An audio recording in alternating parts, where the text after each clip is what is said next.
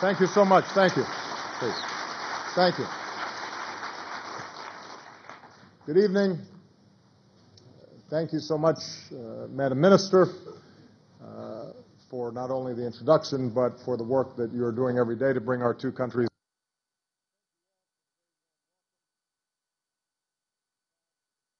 U.S.-India Business Council in Mumbai on my last visit to India, and it's good to be with you again. I thank you, CII, FICCI, and the Government of India for hosting us. I'm pleased to be joined on this visit by leaders from my administration who are dedicated to expanding the trade and investment between our two countries, and I just want to mention them briefly. Our Secretary of Commerce, Penny Pritzker, the Administrator of the U.S. Agency for International Development, Raj Shah, the President and CEO of our Overseas Private Investment Corporation, Elizabeth Littlefield, and the Director of the U.S. Trade and Development Agency, Lee Zack. Prime Minister Modi, I want to thank you again, both for your invitation to join you on this incredible Republic Day and the wonderful hospitality that you've shown me over the past 2 days. Today's ceremonies and parade were truly spectacular. It was a moving tribute to India's founding, its democracy, its progress. And after all those hours in the reviewing stand together, I figured that the Prime Minister might be tired of me by now, but what's another speech between friends?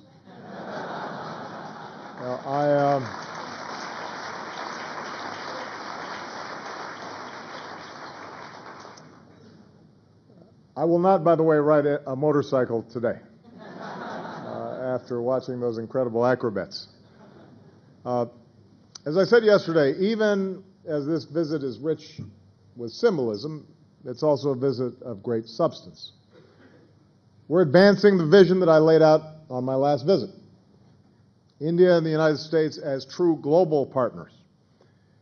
And a core element of this vision is greater trade, investment, and economic partnership. Our two business communities, all of you, have been some of the strongest champions for a closer relationship, and I want to thank you for your commitment.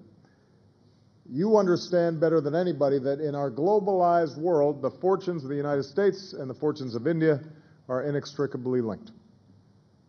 We can grow and we can prosper together and establish a set of global norms in terms of how business is done that will benefit not just our two countries, but people around the world. And when I spoke to you on my last visit, I pledged to broaden and deepen our economic ties, and that's what we've done.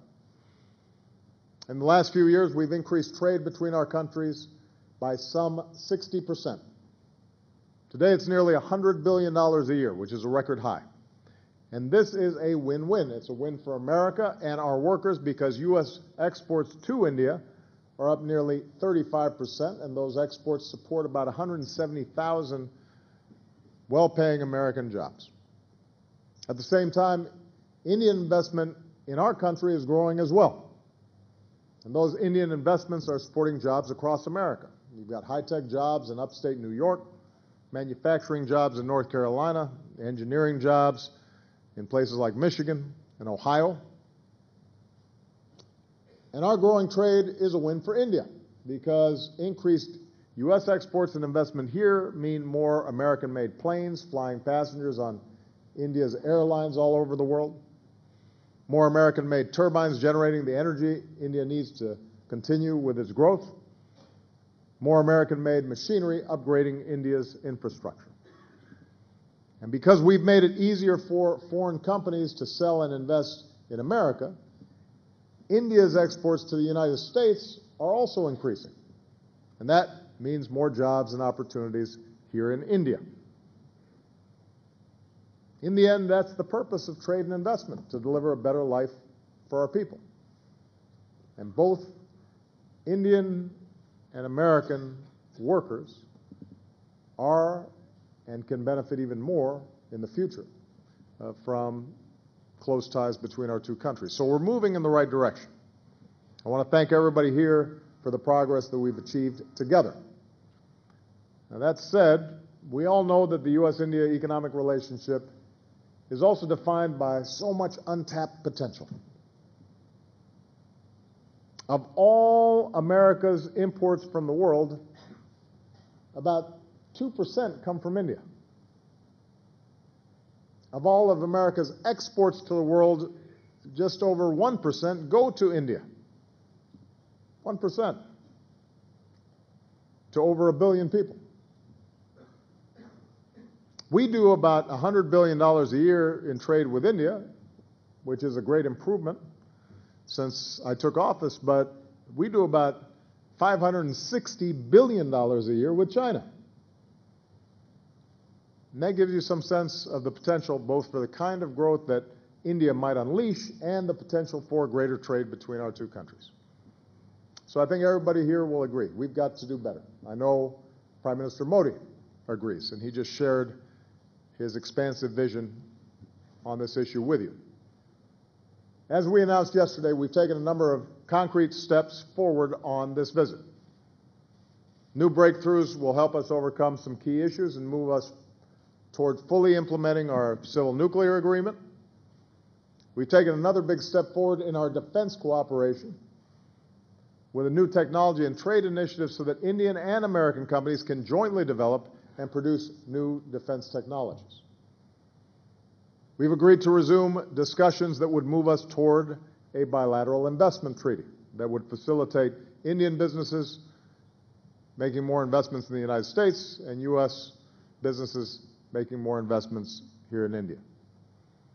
And we've agreed to step up our efforts with a new high-level U.S.-India strategic and commercial dialogue to make sure we're taking concrete steps that build on our progress so that when two leaders share a vision and make agreements, we know that our agencies, our bureaucracies will follow through aggressively, and we can hold them accountable. And President Modi, Prime Minister Modi, I want to thank you for your personal commitment to helping us advance all of these efforts. Today, I'm proud to announce additional steps, a series of U.S. initiatives that will generate more than $4 billion in trade and investment with India and support thousands of jobs in both of our countries. Specifically, over the next 2 years, our Export-Import Bank will commit up to $1 billion in financing to support Made in America exports to India. And OPIC will support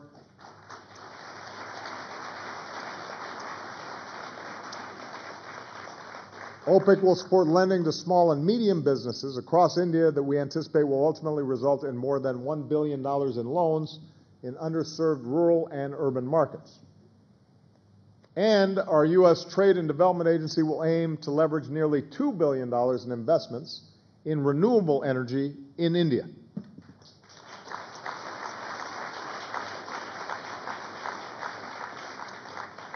So we're moving forward.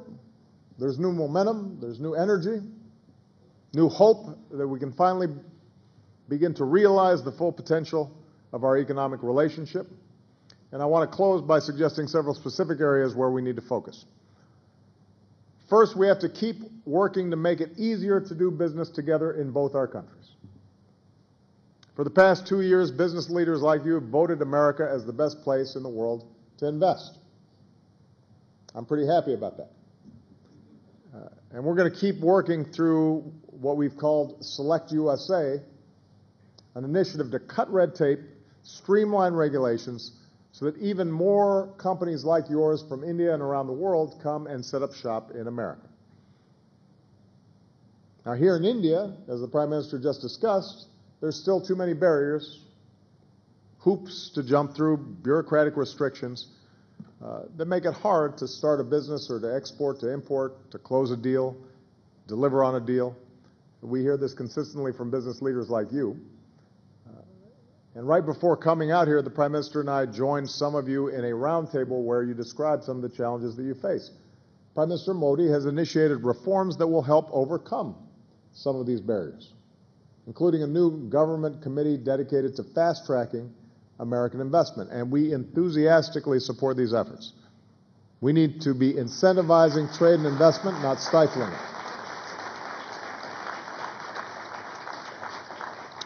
We need to be fostering a business environment that's more transparent and more consistent and more predictable.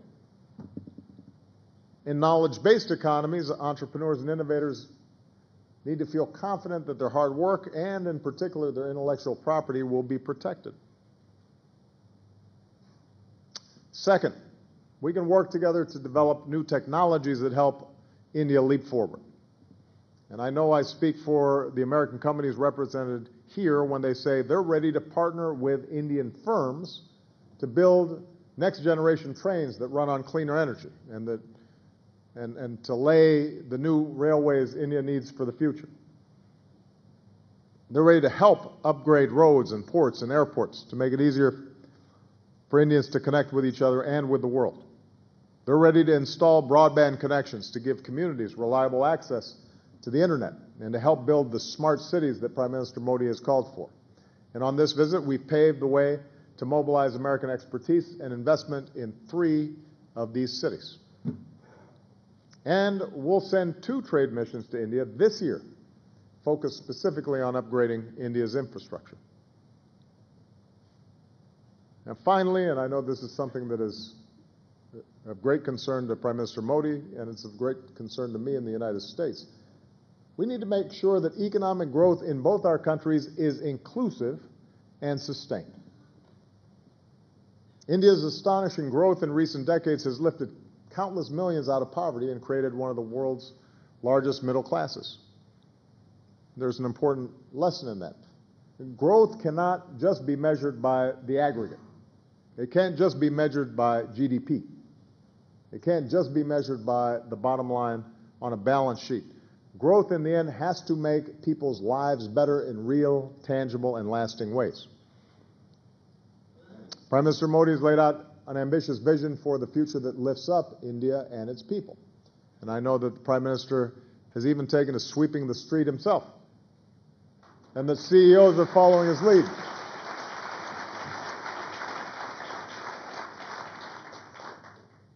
We might have to try that in the United States.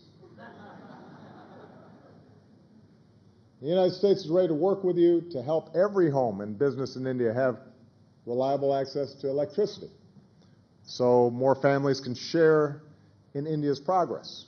And as we announced yesterday, we want to support India's goal of expanding solar energy, help improve air quality in India's cities, and expand access to clean water. There's good business sense, by the way, in being environmentally sound. And one of the great potentials for India and one of the necessities for the world is that we find ways to lift people out of poverty and provide them power in ways that are sustainable and allow you to leapfrog over some of the dirty development strategies of the past directly into the clean strategies of the future. As you work to give every Indian household a bank account, American companies are ready to help to make sure these accounts can help Indians in their day-to-day lives by digitalizing retail transactions. As we grow, we have to do it responsibly and stay true to our values and uphold basic standards and rule of law. We have to keep striving to protect the rights of our workers, to make sure that our supply chains are sourced responsibly. Today, I'm also proud to announce a new public-private partnership to help millions of proud Indian Americans directly invest in India's future. Our new Indian Diaspora investment initiative will allow folks back home to generate a new stream of financing for Indian businesses that are investing in non-traditional and too often overlooked markets, whether it's providing health care to rural communities or improving water and sanitation, to opening up some of those new bank accounts. And this can be another spark in India's economic engine. I know from talking with so many Indian Americans that they are very excited about this opportunity. They're ready to do even more to help unleash India's success. And it's just one more example of how much we can achieve, how much more good we can do if we keep working together as governments and as business and as citizens. Let's make it possible for a young woman in a rural village to start a business with a partner in America that will change both their lives. Let's